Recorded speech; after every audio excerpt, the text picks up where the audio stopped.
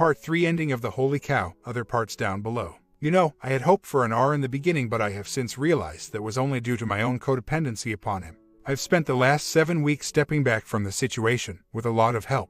I have been unhappy in my marriage for a long time. I think now that I was unhappy before we even got married, but I foolishly hoped that the marriage would fix things. Well, we all know how that went. So yeah, that was very stupid of me. I gave my life, my love and my all to someone who was unwilling to do the same. I expected him to change, to become the H I thought he could be, but I have since learned that you cannot change anyone except yourself. A person has to change because they want to, and that is something that my STBX is unwilling to do. I often felt slighted in our relationship, felt that I was putting in my 100% while he failed to even clock in for years. I thought that if I gave a little bit more, made things a little bit easier for him, that things would click for him, but they never did. I also realize that that is not my fault. His own happiness starts with himself, not me. I realize now that we have entirely different views as of how to approach, handle life, views that can never be compromised, and that's okay. It's better we both accept that now while we're still relatively young than for it have happened much later in life after we had gone through more unnecessary suffering. I did a horrible thing to our relationship way before we were married, and I own that, but I have forgiven myself for it. I hope one day STBX can find it in his heart to forgive me too, as it is evident that despite what he has said that he never has forgiven me. He continues to do, a horrible thing during our marriage, something that he refuses to admit but cannot be denied. I now work on the task of forgiving him for that as well. Life is too short to spend it unhappy. Life is too short to settle for someone who is not going to love, treat or respect you for the awesome chick, dude that you are. I want to live life to the fullest, with or without someone, but if I do find that someone, I will take the lessons I had learned from this relationship and use them to help me be a better person for myself and whomever I might end up being with in the future, to be able to have the happiness I know I deserve. I would be lying if I said that this complete turnaround I have done in the last 7 weeks doesn't scare me. It does, but I think it's a good thing. I used to have a take no crap attitude. I used to be vivacious. I used to grab life by the balls and settle for nothing or no one. Over the past 10 years that girl I used to be became lost, or maybe she went into hibernation. Either way, I've missed that girl for such a long time. But I feel her, she's coming back. She's stretching her legs and dusting off the cobwebs. I feel myself becoming me again, and I am so happy. STBX is back in town and we're meeting tonight to go over the LS agreement. Picture me dancing at my desk while I'm typing this, because that is so exactly what I'm doing. Also, I spoke with our bank and they will have 2 notaries on duty the rest of the week, so we are more than welcome to come in and get our LS agreement notarized. So, fingers crossed, by the end of this week I'll be a mostly free woman. Hell yeah. I say mostly free since there's still the whole pesky divorce thing to file next fall, but on that day, friends, there will be margaritas for all. My treat, you just got to come to the island. Seeing him didn't even bother me one bit. Didn't make me ache or anything. I am more in the mindset, I guess, to just get this over with. This was the first time I'd seen him in 3 weeks, and the time apart continues to do me wonders. It lets me know that I am just fine without him, better even. I don't have the stress of taking care, bailing him out of anything, or wondering if he's going to come home at night. It's a truly wonderful thing to know that what he does no longer concerns me at all. We went in his house and his roommate was surprised to see him. I've been told by numerous people. Note, I have not asked anyone to keep tabs on them and have told people repeatedly that I do not care in the least what he's doing, but these people seem to feel the need to report back to me. He doesn't stay at his house at all, barely. Oh, well, Hopo is keeping him warm. Went into his room and broke out a copy of the agreement for him to review. Told him to read it slowly and carefully and let me know of anything he didn't agree with. He went over, not very slowly or very carefully. I don't mean this like I hid something in there to screw him over. I mean this more in the way that if it was me, I would have taken my sweet time and digested it all. The only thing he seemed to get a hair up his butt about was a part saying that the money he owes me must be repaid soon. 2 things. The LS agreement supersedes any previous agreements we have in place. Essentially, that means it renders our payment agreement null and void. Well, he mentioned at least 3 times that I could only enforce the payment agreement if we were to get divorced. This struck me as odd. His words, if we get a divorce. Hey buddy, I want a divorce, duh. To which I told him each time he said this, yes, but I would like the money repaid soon because that is the day I will be filing for divorce, and I'd rather not have to take you to small claims court. He doesn't have to work today, so we're hopefully supposed to meet at the bank sometime this afternoon to get everything notarized. Not sure what time is he supposed to go pick up his car from his mother's house 70 miles away today, and he's not sure when he'll get back, but promised he'd call on his way back into town. We talked some. I was cool, calm and even pleasant. I was very proud of myself. He kept admiring my new motorcycle jacket, saying how much he liked it and asking where I got it. I knew he'd drool over it, that's why I wore it. I then proceeded to collect some disc I'd left there. He got me a bag to put them in and insisted I double bag it, calling me babe, which I know was a slip up. He kept pointing out movies he thought I should take and couldn't understand why I left them. Same with discs. Some were missing from their cases and he kept saying he'd search around the house for them. He also got together some books I'd left and offered to drop them by my house tonight. I told him I had some stuff going on and wouldn't be home. A lie, but my family does not want him anywhere on their property at the moment. So he said he'd try to remember to bring them when we met today. He spoke to me a lot about his family. They've always been pretty screwed up and always have mad drama going on, so he gave me all the latest updates. I mentioned nothing of my goings on. He walked me to my car and insisted on carrying my bag of goodies, then talked a while about the job he went out of town for and his other flooded out job and the repairs the company was having to do to get it opened back up. I finished my cigarette, got in my car and told him not to forget to call me on his way back into town today and carried my little butt home.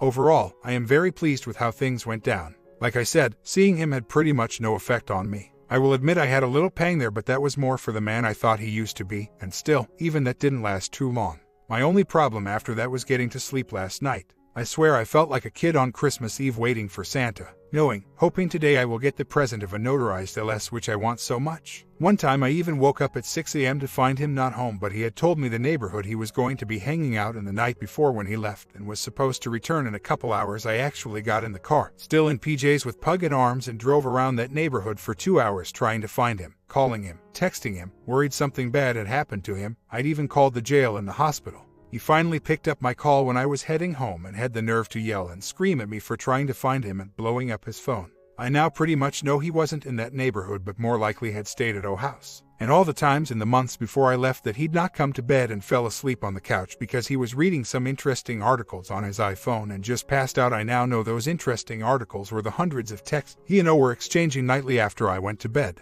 Those are things I will never miss. My friends and family just saw how I pretty much supported him emotionally and financially for 10 years and are pretty livid that the way he repaid me was by having an that started 1 month after he married me 2 years ago and still continues to this day. My feelings did matter to my friends and family. They bit their tongue until they bled after I left STBX, and they continued until they saw me getting over it and being pissed instead of sobbing. I guess then they felt safe in showing their true feelings. But yes, I am done with his BS. I tolerated it for far too long, and life is too short to spend it with someone so unappreciative. Apparently, the affair has been going on for a while. When I found the phone records right before I left, I had been suspecting something for about 10 months prior, but I thought I was just being an insecure, jealous chick.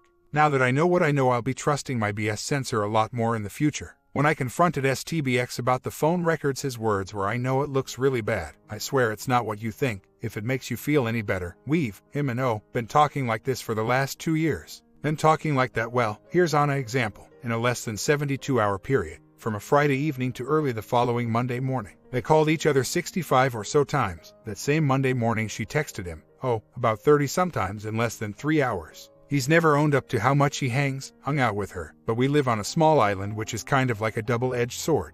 People here can keep real good secrets when they feel they need to, but now that said people have seen the crap hit the fan, I'm just hearing all sorts of interesting stories about STBX's and O's trysts. I don't do Facebook, but one of my girls does. She told me this past weekend how on STBX's timeline he had listed our marriage 2 years back. 1 month later is when he friended O and the shenanigans began. And I will be seeing Sushi Guy again this weekend. I'm excited. But don't worry, I am taking things super duper mega slow with this. It is nice though to hang out with someone with common interests, and who actually listens to, and remembers, what I say. STBX never did pay attention to me. Sometimes in the middle of me telling him about my day or something I would just stop and he wouldn't even notice. So, I had a great weekend. Even despite STBX deciding he's not going to be making his monthly debt payment to me. But then again, I wasn't surprised, as it is a day ending in Y. Hung out with my girlfriend on Friday night, nice and pleasant with no unexpected blackouts from faulty power lines. Spent Saturday morning doing my weekly running around and grocery shopping.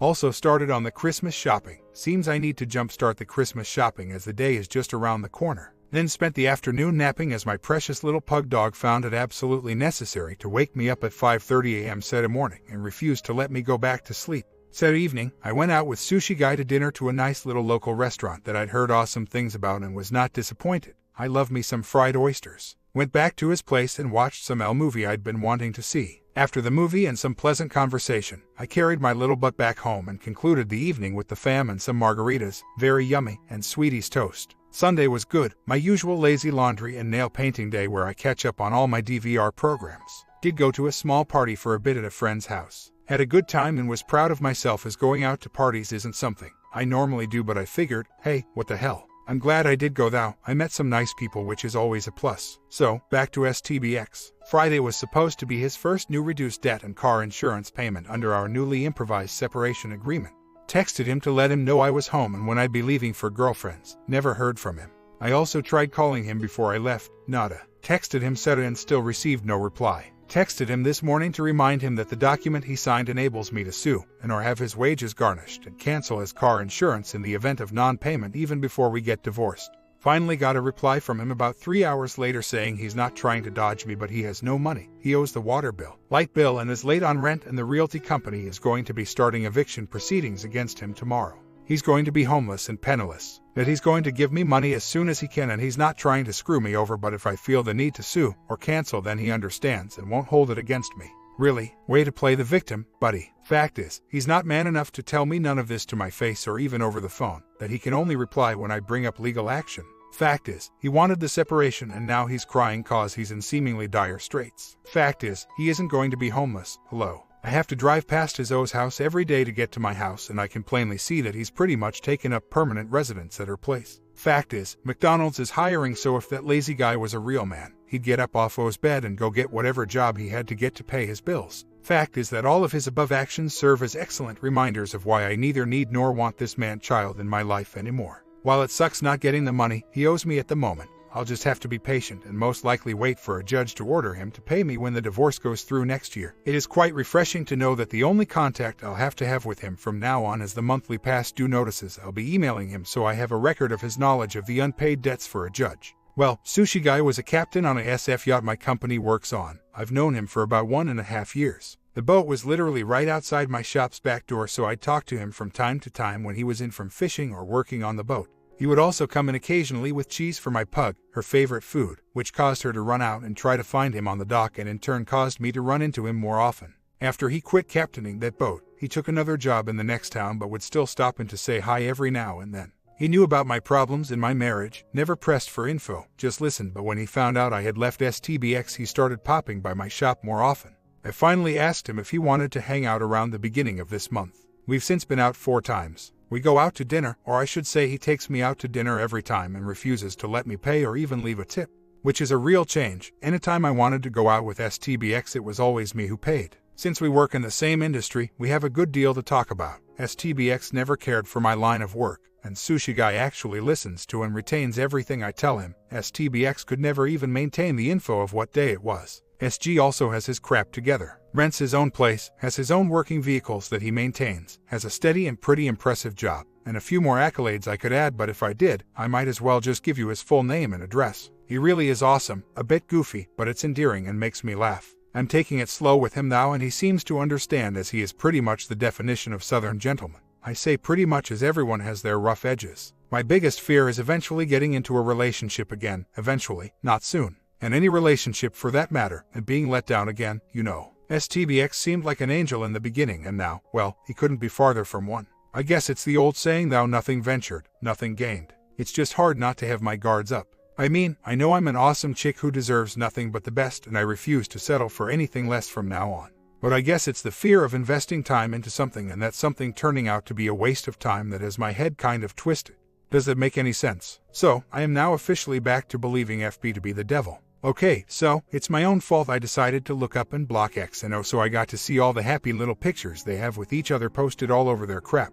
I guess I just take it as another punch to the gut seeing them all happy. And don't get me wrong, I am happy. I've done a lot more outside my comfort zone and with my life than I had in the 10 years I spent with him. It's just having to finally see it that sucks. It's like 10 years and he's over me that quick, after all I did for us, him, our marriage. I have a bad habit of compartmentalization. I just lock crap up and tuck it away. I did it when my biological father left, when my crazy RX-addicted father went, well, crazy and left, and now it would seem I'm doing it with STBX. It's my go-to defense mechanism. That would be where faking it till I make it comes in for me. I tuck the bad crap away instead of dealing with it head on like I should. I think it's high time I dusted of my journal and started letting some of this crap go, in a much more healthy and positive manner. Well, after licking my wounds from STBX and O's lovey-dovey flattering FB pics the last few days and slowing getting over it as much as I can, today is going to be a better day. I'm totally stoked because I just registered to take a welding class at my local CC. It starts January 8th and runs through the end of April 2 times a week, 96 hours total, so it'll give me something to focus on.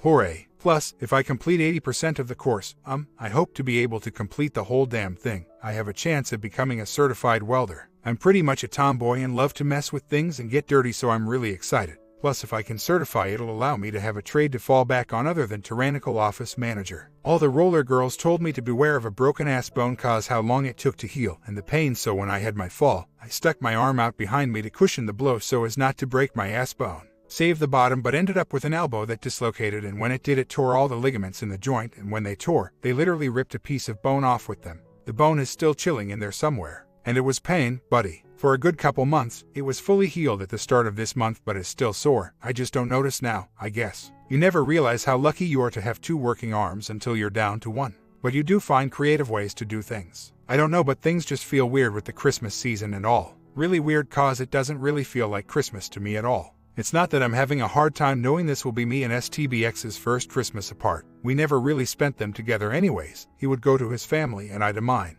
Lately thou I feel like I'm filled with this anger towards him, and I don't know why. I can feel it thou, in my chest, this anger that if I saw him, I'd just want to smack the ever-living crap out of him. Is this normal? I don't miss him. This weekend I was going through drawers and found a copy of the last letter I wrote him telling him I was done with him, that he'd left me no choice other than to file for D and wishing him and the best in life. Rereading that letter didn't get me upset. If anything, it made me feel good that I had finally stood up for myself. After finding that letter thou the search was on, I scoured my room for anything having to do with him. Pictures, cards, notes, his 2 Fav t-shirts I still had. I looked through it all, felt no pain, just the anger, and I threw it all away. Out of sight, but not completely out of mind. The only things I can figure that's got me all worked up is 1. My friend's telling me how he's playing daddy to O's little girl, dropping the child off and picking her up from school with O like they're one big happy family. This when the douche canoe never wanted a child while with me. But to be fair, I didn't want a child while I was with him either. The way I saw it was I already had a walking, talking 32-year-old child who couldn't care for himself.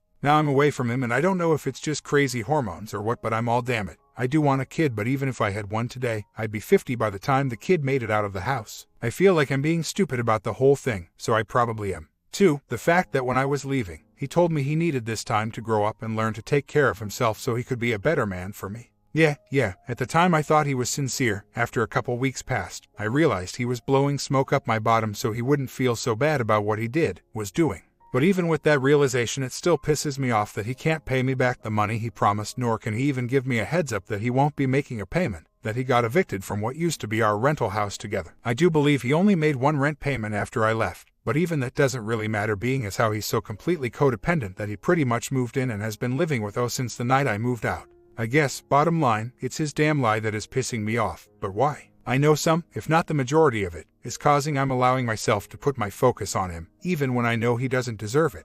I thought getting rid of all the stuff having to do with him would help, and help it did, but you just can't get rid of memories or thoughts. I don't even focus on memories of him, I just keep focusing on what a crap he is and how one day he'll occupy his own special place in hell. I think about how his life is complete and utter crap right now, even if he doesn't see that, which he probably doesn't. But I and a great majority of our acquaintances do. And I know I don't want him back. I can't even stand the sight of him. But being as how I never see him, that works out in my favor. I'm just plain pissed. I think what started all of this was when I tried to remove him from our car insurance policy last week. Apparently, I can't do that until our divorce is final, so I have to wait until pretty much October of next year to be completely rid of him. He doesn't even pay me the $20 per month for his portion of the damn car insurance. What the hell? How pathetic is that? So, I'm still left wiping his bottom until then. Complete BS. I owe the man nothing and I do need to work on forgiving him. My problem there is I have no idea where to start. I have 10 years of resentment just built up and I have no clue of how it should go. And that also goes kind of hand in hand with the forgiving myself thing, when what I really want to do is bang my head against the wall and be all, how could you be so stupid? How do I even go about beginning that? I honestly have no clue. I have so much anger towards him. How do I let that go? And I, too, am glad I didn't procreate with him. I guess it more goes into me thinking, well, damn, I wasted the best years of my life on that idiot. Yeah, the last thing I would have needed was another person to raise at the time. And I guess at the same time it kind of disgusts me, him acting like this child's dad. I mean, really, who the hell is he to be a role model and raise a kid? The child could probably teach him a lesson or two on how to properly live life. Been doing good, was busy at work this week what with wrapping everything up for the year end. Now I have the next week and a half off to do. Well, nothing. Except Thursday, still got to go in and do payroll and order an AC for a customer in Venezuela. Got all the Christmas shopping done, still procrastinating on the wrapping. Cross your fingers for me that I'll get it done tomorrow. I've been working on taking my focus off STBX. It seems to be getting better as much of my anger has subsided. For now, I'm sure there'll be times when it decides to rear its ugly head again, but for now, I've just decided to recognize when and what I'm doing as far as focusing on him and pretty much just change the subject in my mind. Does that make any sense? I am excited though. I'd mentioned before about wanting to join the local gun range, and it seems I am getting closer to doing so. Filed my permit to purchase applications with the local sheriff's office yesterday. Permits should be ready on January 2nd. Today I'm going with a friend to local shops to go window shopping, and once the permits go through, I plan on taking a ride out west of here to a huge gun shop to purchase my handgun. Along with the window shopping today, I'm hoping to find a nice shotgun. A bunch of friends have been trying to get me into skeet shooting and I'm all for it. I'm trying to go out and do things for me that I haven't been able to do the last 10 years. What with the welding classes next month and getting into the target and skeet shooting, I'm pretty damn stoked. I'm happy to go out and find new things I'm good at, or at least want to be good at. Getting ready to go to a memorial for an acquaintance who passed early this week. Good chance STBX will be there, and I'm not too bothered about the possibility of seeing him. Well, went to the memorial and I was right. STBX showed up with O. I'd already been there a while when he walked in and made a line for me. I don't know what he was thinking. He comes up to me and the first words out of his mouth are, "I'll have you that money I owe you after Christmas." I admit my heart was pounding because I really didn't expect him to say anything to me, but the pounding subsided quickly. He then proceeded to tell me how one of his employers screwed him over and blah, blah, blah. Nothing was ever STBX's fault, you know? I just nodded my head and went with it. STBX's best friend was really close with the guy who passed away, and it had been 3 months since I spoke with the best friend, so naturally once we saw each other, best friend, we'll call him, and I have known each other since freshman year high school, and well, he is STBX's friend, so I saw him almost every day up until the split. We just talked and talked and talked. I noticed STBX standing off on the other side of the room killing time. After about 25 minutes, STBX came up and told me he was getting ready to leave, to which I just gave one nod of the head. He gave Em an awkward hug and went out the door, which Em and I were standing by. Well, about 2 minutes later, O sticks her head in and grabs Em's attention, tells him to come by to hang out with her and STBX later. O then turns on her heel and leaves. Em turns to me, shakes his head and says, "I cannot stand that girl." I make STBX call and ask permission from me before his brings O to my house. Nobody can tolerate her. That made me smile. It seems kind of petty to me that STBX's friends not liking O makes me smile, but it does make me smile, and I'm not bothered by it. I felt like O was going to replace me, but she obviously didn't and can't. That makes me warm. Meanwhile, Em, who lives literally right around the corner from me, assures me I didn't lose him in the divorce and to come over and hang out whenever I want, and hey, bring the pug. Em also went on to say how he wasn't surprised STBX lost the house and everything a month after I left, how STBX was just making the biggest mistake being with O and how it would never last between the two of them, to which I agreed. The kicker though were when Em made the comment that STBX was the very definition of codependent and no relationship would ever work out for him until he gets right with that. That really made me smile, and coming right up to me surprised the hell out of me, too. He was probably afraid I'd say something to him in front of his friends, which I totally wouldn't have. That was so not the place to discuss that. I was even more surprised he told me he was leaving. I don't remember care being written anywhere on my face. Oh well, that bothered me less than seeing him. I'm sure the newfound knowledge I had of his friends not liking her help kind of reiterated the fact to me that she wasn't worth my time. She's got to live with herself. I'm lucky to not have to acknowledge her doing good. It is a little weird, our first Christmas not together, and knowing he's out there celebrating it with his new family. Yeah, kind of weird feeling. That on top of this dream I had this morning, where in the dream I confronted and went off on a hoe about taking my age. In the dream though, it wasn't his the chick in the dream was some girl we used to hang with in high school. Final update. Saw the house me and STBX rented was available again on the rental website yesterday. Looking at the pics of it and thinking of all the memories we had there, good and bad, really shook me and still is. It hurts seeing that way more than I ever thought it would. Makes me want to contact him, makes me want to grab him by the shoulders and shake him, makes me want to scream at him and ask him if he really that happy now. Hanging out with friends as much as I can. Had a great time this past weekend though I did end up slightly intoxicated, and by slightly, I mean hell, I'm twisted, but I blame that on the shine. The weekends go by faster than anything, what with having to do my running around, getting to the range and then bouncing around between friends, but I'd rather it be that way than sitting still. I swear, when I have to sit in the house the minutes tick by like hours. Not much new on the STBX front. Had a text convo with him last week about money. Of course he doesn't have any to give me. The only thing he had to give me was some giant sob story, during which I caught him in 3 lies. So, I told STBX that his inconveniences are not my problem. Just typing that made me smile from ear to ear. Oh well, I guess I'll just have to wait till we file taxes to get anything out of his broke bum, and that's nothing new. My comment maybe just goes meet new people. You will end up having very good trustworthy friends. I mean, take it easy. Give time to yourself without worrying and getting disappointed. Living life a day at a time.